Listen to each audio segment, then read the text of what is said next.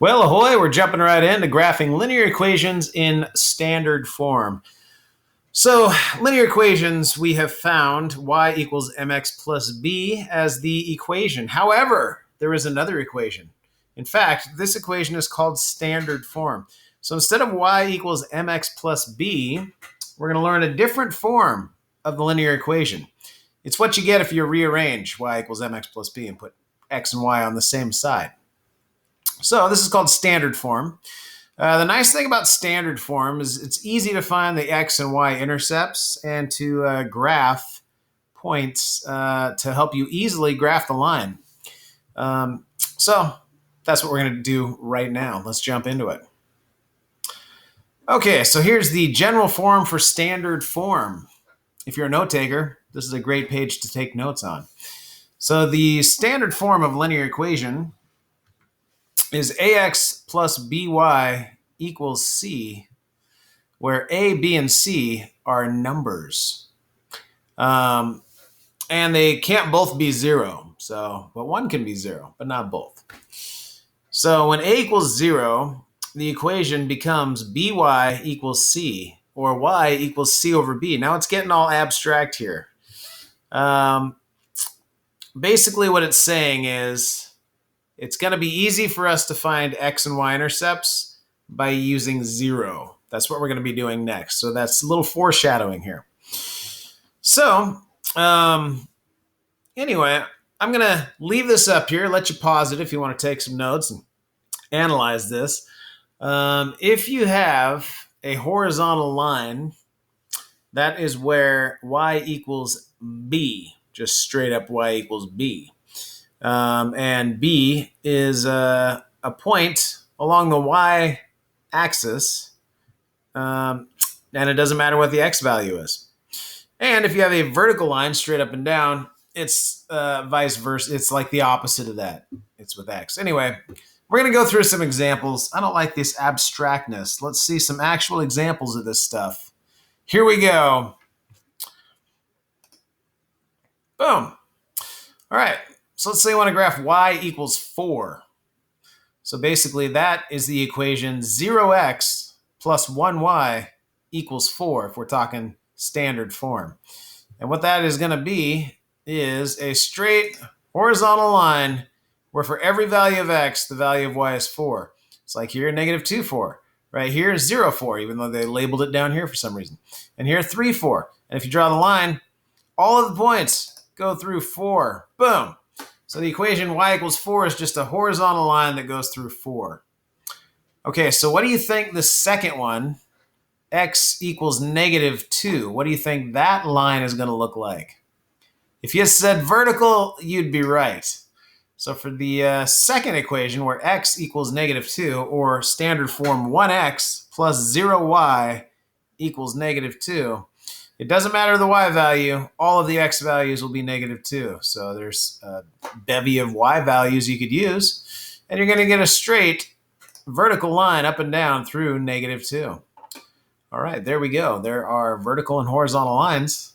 Now let's move to lines that aren't vertical and horizontal. So the nice thing about standard form is it's easy to find x and y intercepts. Those are the points where it crosses the x-axis and the y-axis. You stick them on the graph, you get a ruler, you connect them, and then you got the line for the whole equation. It's amazing. So the way you find, I'll zip it up here. If you're a note taker, this is something you might want to take notes on. You might want to go full screen to see it very clearly.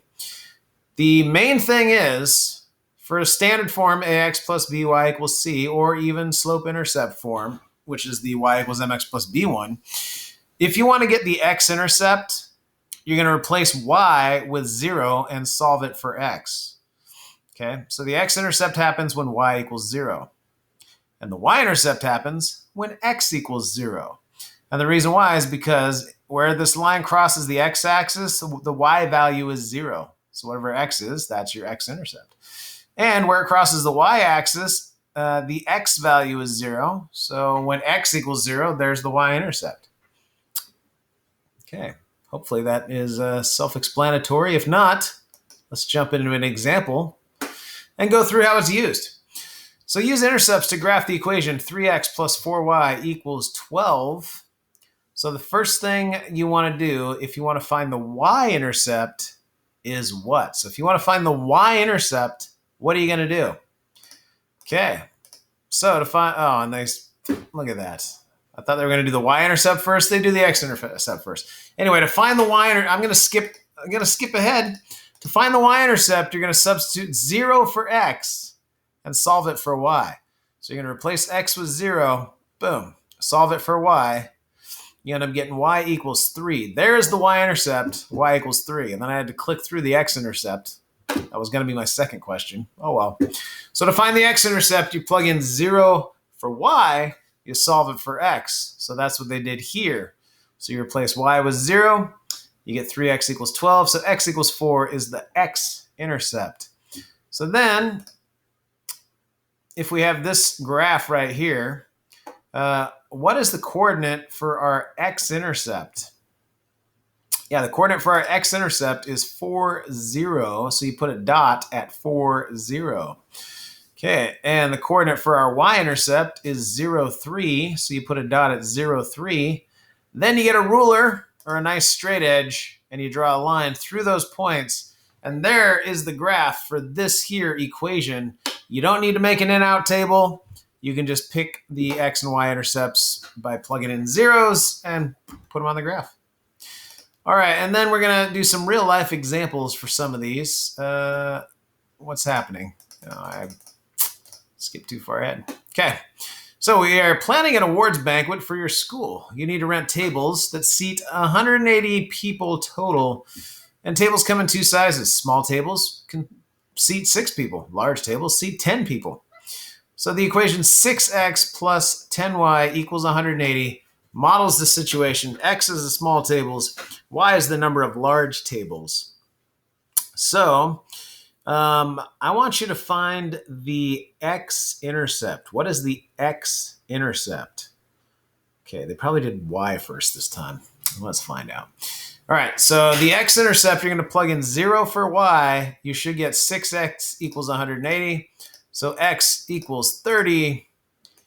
And of course, they found the y-intercept first. Unbelievable. All right, well, let me go back then. So yeah, it's 30 for the x-intercept. To get the y-intercept, you plug in 0 for x, and you solve it for y, and you get 18. So that's why here we got 0, 18, which is the y-intercept plotted, and 30, 0, that's your x-intercept plotted. And then you connect them with a nice straight line.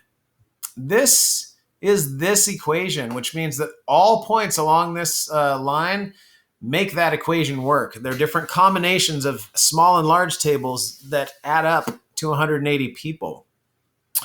So take a close look at that graph and decide if, I don't know, is 26 a possible number of small and large tables? 20 small tables, 6 large tables, does that work? Okay, let's see if that's one of the ones I pick as an example here. Hey, look, it is. So 26, it does work.